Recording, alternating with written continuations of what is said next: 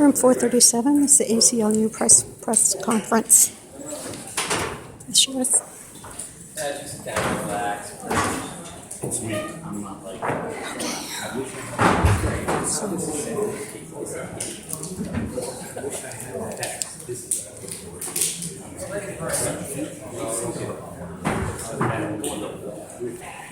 Hello, you guys are just going to do a talk for a minute so we can get a sound check for everybody. Good? Right. Hi everyone, my name is Carol Rose, C-A-R-O-L-R-O-S-E. I'm the Executive Director of the ACLU of Massachusetts, and I'm really pleased to see everyone here today for this briefing before the hearing starts today.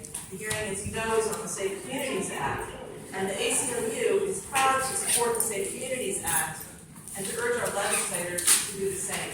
It must be ruled by our values and not be ruled by our fears, or fears that others would try to instill in us.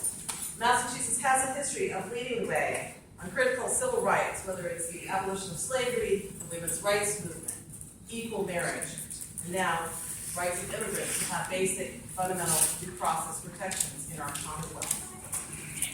We have to stay true to our history as a Commonwealth built on the work of immigrants to our shores. From the very founding of our country, from the very founding of our Commonwealth, we have been a state built on immigrants, and we must embrace that for economic reasons and public health reasons, because that is what Massachusetts stands for. We urge the lawmakers in Massachusetts and the people of Massachusetts not to succumb to the fear that the Trump administration and others are trying to invoke when it comes to what this bill stands for, or to immigrants in our shores. This bill, in fact, does not create an opportunity for the Trump administration or anyone else to retaliate against Massachusetts with economic sanctions, because it's been carefully drafted to comply with all the federal laws. Moreover, if those laws were somehow, there was an attempt by the Trump administration to use those laws to retaliate against the Commonwealth of Massachusetts, the ACLU and others would be ready and willing to stand up and challenge that as clearly unconstitutional, as has happened already in the federal district courts. And in fact, right now, there's a nationwide injunction against any such move by the Trump administration. One thing the ACLU has learned from this administration in this time is that when we push back against efforts to rule our country or our Commonwealth based on fear, they back down. That's what bullies do, they back down. So when we fight, we win. And again, I urge you to be mindful and to let the people of Massachusetts understand that this Safe Communities Act will keep us more safe and more free. And that's why we urge passage of the Safe Communities Act so that we are ruled by our values and not our fears. It's now my honor and pleasure to introduce the two co-sponsors of the bill, Senator Eldridge and Rep. Matias, to come forward one by one to speak to the bill. Thank you. Great, thank you, Carol. Good morning. I'm State Senator Jamie Eldridge, the Senate sponsor of an act to protect the civil rights and safety of all residents. I'm really proud to be here with Representative Juana Matias, the House sponsor of the bill. We also supported by ACLU Executive Director Carol Rose, Eva Malona, the Director of MIRA, SAU 32BJ, which has been a strong partner in the Safe Communities Act.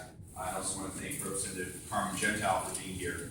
I'm very proud to file this legislation, and this is a very important day for the Commonwealth of Massachusetts.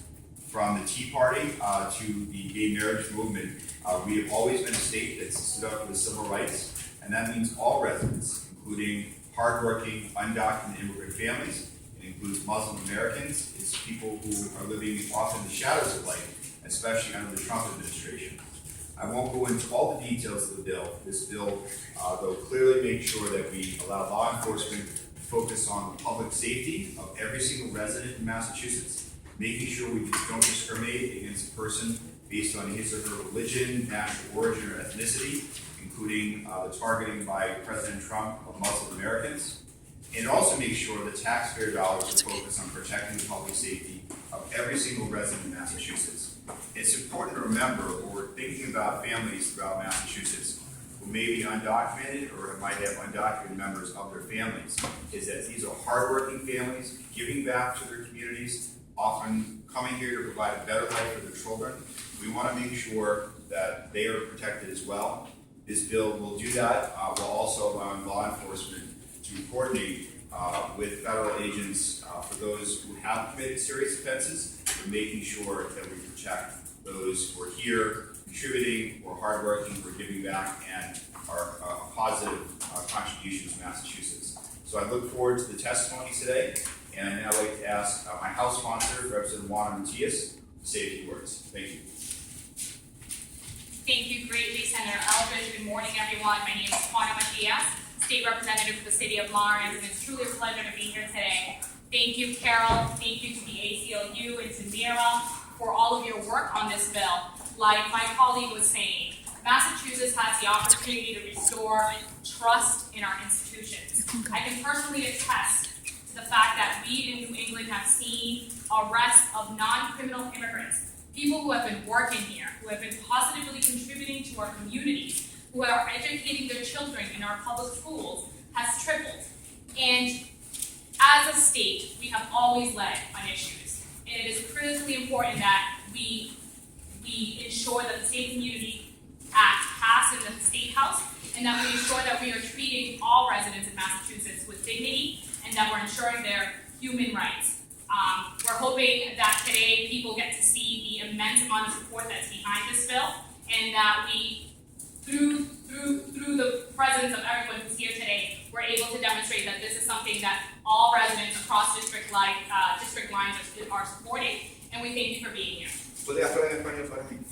Sí, Juana Matías, representante estatal para el distrito de la ciudad de Lawrence. Es un honor estar aquí con todos ustedes. Es un día muy, muy importante porque estamos aquí abogando para la ley de seguridades seguras, para asegurar que todos los residentes en el estado de Massachusetts lo tratemos con respeto y dignidad. Y nada, estamos muy orgullosos de las organizaciones como MIRA, ACLU, que han estado trabajando incansablemente con mi oficina y la oficina del senador Eldridge para asegurar que nuestras familias inmigrantes en el estado de Massachusetts se traten con el respeto y la dignidad que se merecen. Gracias por estar aquí. Yes.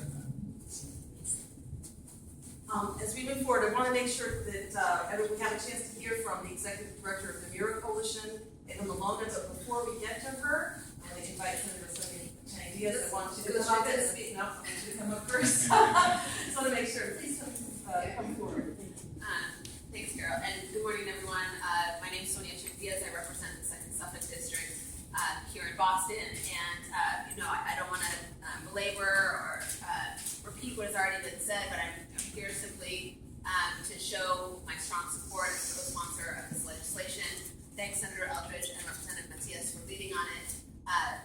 I'll speak as a senator who represents one of the communities most heavily impacted by crime in the Commonwealth, and say that we both need every tool in our toolbox to solve and prevent crime in our communities. We need all of our local residents to feel safe enough to be able to be in communication and have a trust relationship with our local and state police departments in order to be partners with them in solving and preventing crime.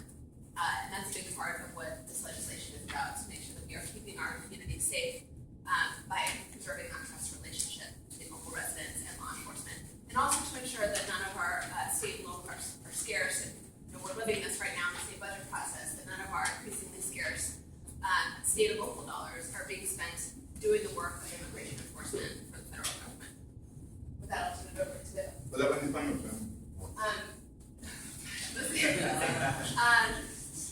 Mi nombre es Sonia Díaz, soy la senadora estatal para el Distrito Segundo de Suffolk, aquí en Boston.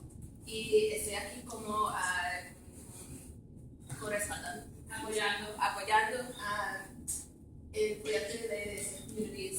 Y estoy aquí especialmente como una senadora quien representa un distrito más afectado por el crimen en el estado de Massachusetts. Necesitamos todos los residentes en nuestras comunidades sentir una relación de confianza, seguridad con nuestra policía local para ser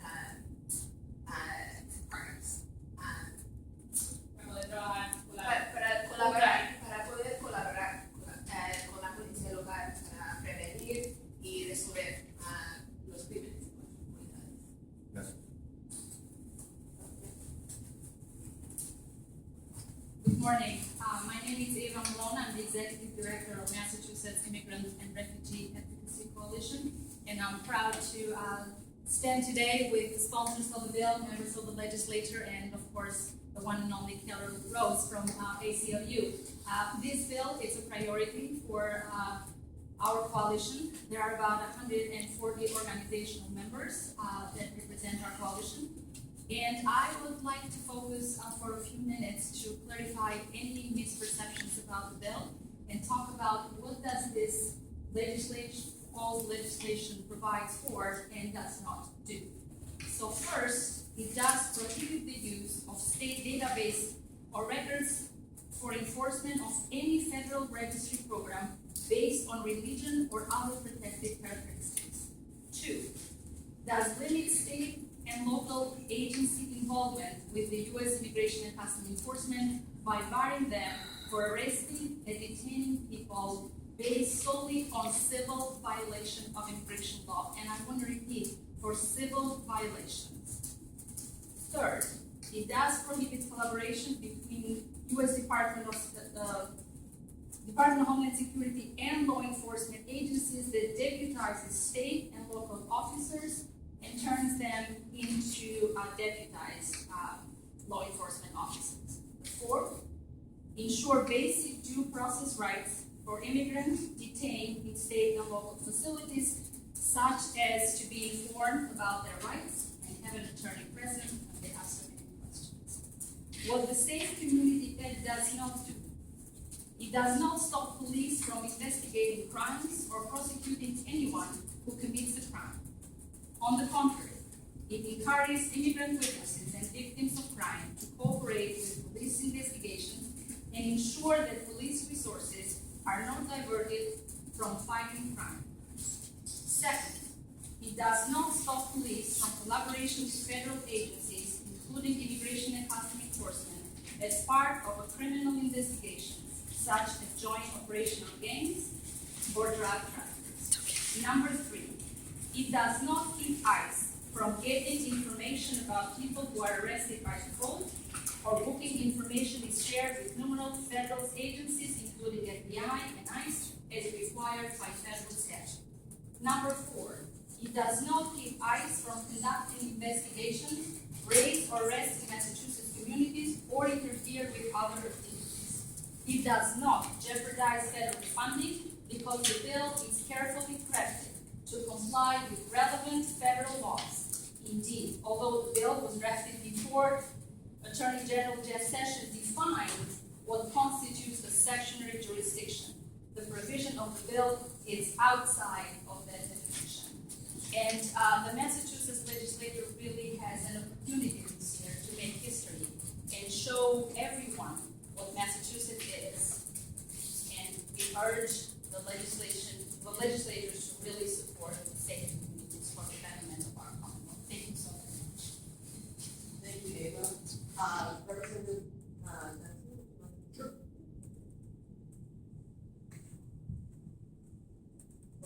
We're a nation of immigrants. We're a commonwealth of immigrants.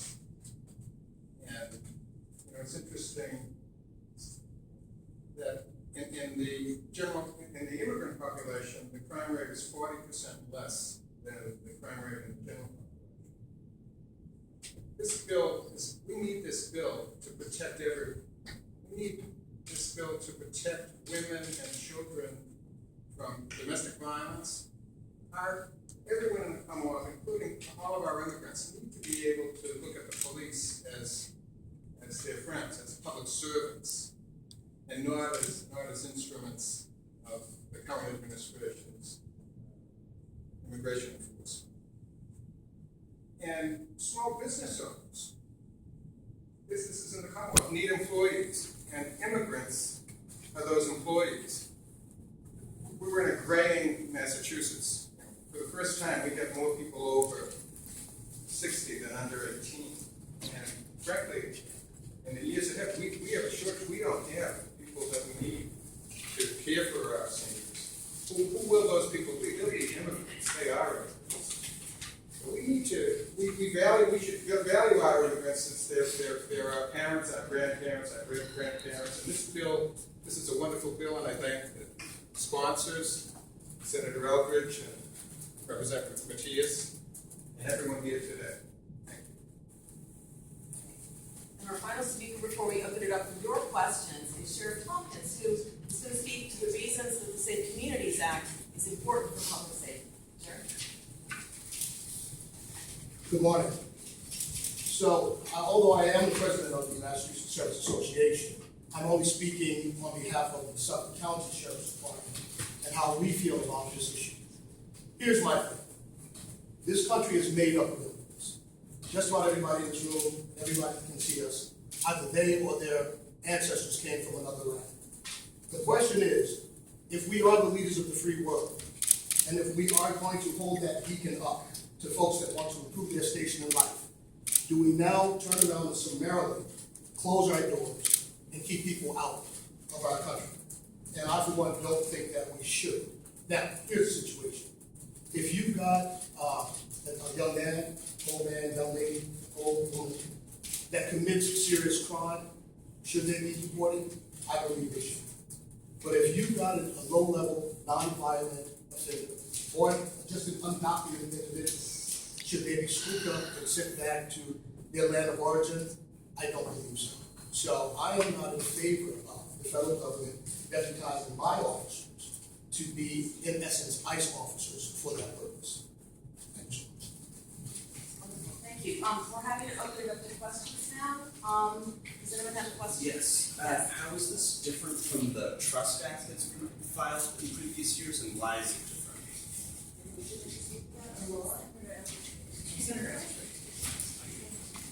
Yeah, so the fact that this is not new legislation speaks to the fact that this was a bit of an issue before the Trump administration. What has been added to the Trust Act to make this the Safe Communities Act is, first of all, a prohibition of any state resources for a registry based on nationality, ethnicity, or religion, so the so-called Muslim registry. The bill also prohibits the 287G agreements that some sheriffs have agreed to deputize their employees as immigration officials.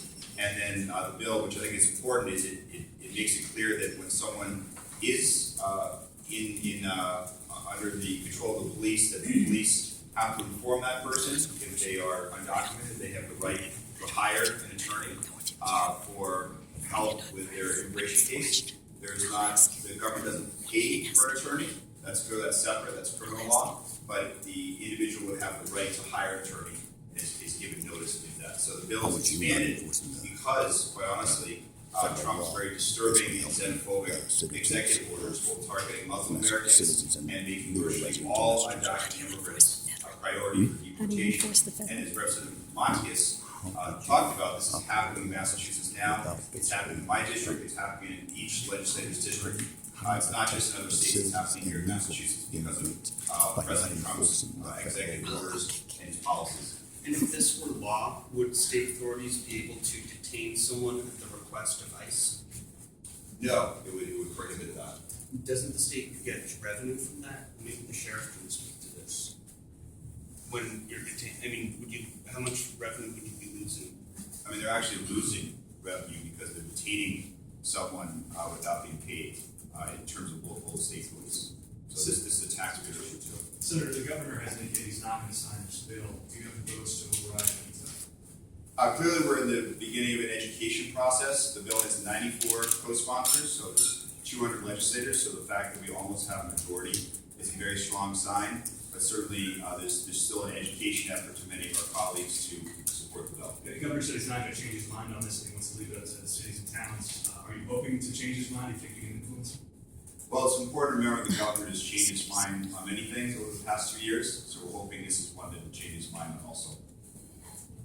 I want to note that I've seen something different this year. This is, as Eddie's question alluded to, legislation that has been filed in previous years in slightly different form.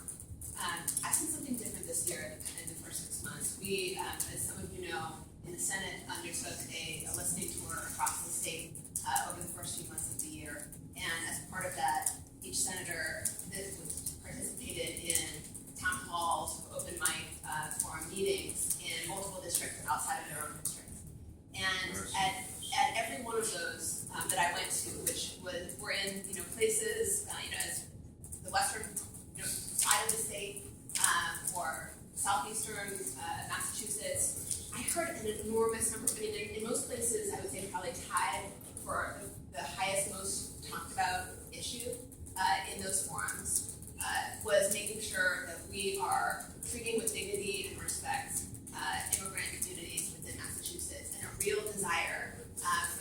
legislature to do something and for Beacon Hill to do something to push back against the xenophobic agenda of the Trump administration. And and that's something that I really hope is going to be. I see a momentum that has not been there in past years that I'm hopeful will open the hearts of both the governor and colleagues of ours who have not yet joined the 90-some-odd co-sponsored ones. I have a question. My name is Carlos Fernandez. I'm actually running for Congress in the 6th District. And I want to know how in the world are you breaking the federal law, which basically those who harbor illegals, which is basically what we're talking about immigrant. I'm also an immigrant. It is not basically, when you mention immigrant, do not go where you basically just say immigrants. Immigrants basically do not like the idea that they invested lots of money to get to this country legally. And you basically want to protect the illegal. So how in the world is this law going to protect legal citizens, voters, your voters, and legal permanent residents from basically, how are you going to protect them? Because I don't see it. Sir, I'm not, thank you, that's great. First of all, I encourage you to go and testify, because I think your voice is incredibly important and needs to be heard, and we are going to respond to it. I do want to make sure, since this is a press availability, that we do give an opportunity for the press to ask questions first. so you don't want to answer my question? I'm happy to stick it on and answer, and actually, Representative Matias would like to answer it right now, but after this, we'd like to defer, please, to the press first. Okay. So you were mentioning that this violates federal provisions. So there are two federal provisions that have to do with immigration enforcement. You have USC 8-1373 and USC 8-1324. And in no way, shape, or form does the State Communities Act violate any of those provisions. If anything, if you look at the bill in its totality, you will see that we make very clear that we are in compliance with USA 8-1373 and USA 1324. So we are not violating federal law. The state has no obligation to enforce the immigration policies in any way, shape, or form. Our police officers do not have the legal knowledge to know what immigration law is. It is under the purview of the federal government. Our police officers, our local police agencies are empowered to protect our communities and to arrest people under Mass General Law, Chapter 47, when there's probable cause to believe that the person's committed a crime. Thank you. They commit a crime when they come in the country. They commit a crime when they come in the country illegally. Sorry. They do. They commit a crime when they come in the country illegally. It doesn't matter. They commit a crime when they come in the country illegally. Illegally. They come in the country illegally. They are committing a crime. No, they are committing a crime, and you're using double standards. It's not a question. It's not a question. It's a statement. They come into this country illegally. They are committing a crime. And you are not protecting us, Mr. Eldridge. You are not protecting the taxpaying citizens of the Massachusetts by allowing this. You should be ashamed of yourself. You are not. You should not be allowing this. Go to the hearing. No. Yeah, you go to the hearing. Okay, Yeah. question, please, a question, next. Next question. Yes, I'm sorry, this gentleman was first, and then you, please, thank you. Pero lo que estamos diciendo en inglés es que estamos violando leyes federales, que no es el caso. Hay dos provisiones bajo las leyes federales que requieren que los estados y las localidades Isn't this America? Isn't this the United States? You should be speaking our language. Que nosotros en esta ley estamos persiguiendo. De ninguna manera la ley que estamos proponiendo de comunidades seguras está violando provisiones federales. Estamos en 100% compliance con esas provisiones. ¿Qué pasa? Bueno, él ahora mismo no está de acuerdo, pero nosotros tenemos una gran mayoría de los representantes y senadores en la Cámara Estatal que están apoyando esta iniciativa. Y como dijo el senador, estamos esperando que él ha cambiado la mente en el pasado muchas veces, que también podamos mostrarle que es una iniciativa muy importante para el Estado y que él no debe apoyar. All right, I'm sorry, some other questions? The guards are coming after you. Sorry. Yes. Hold on, press question, word question. And this will be our last word question.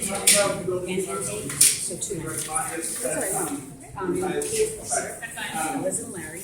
But you say that our state law enforcement can't essentially trust ICE to uphold people's civil liberties, and you're saying that feds can't be trusted to. Never said that. The feds are trusted. The feds They're arresting people as we speak. We're letting them do their job when we are doing our job as a state and as local municipalities, as law enforcement agencies to make sure that we're promoting public safety and that we're ensuring all residents are safe. That is the job of our state, federal government, the Department of Homeland Security, and ICE. They want to detain people for violations of civil immigration purposes. They have the legal authority to do so. Our bill in no way, shape, or form prevents them from doing their job. Thank you. Thank you. Starting downstairs, I encourage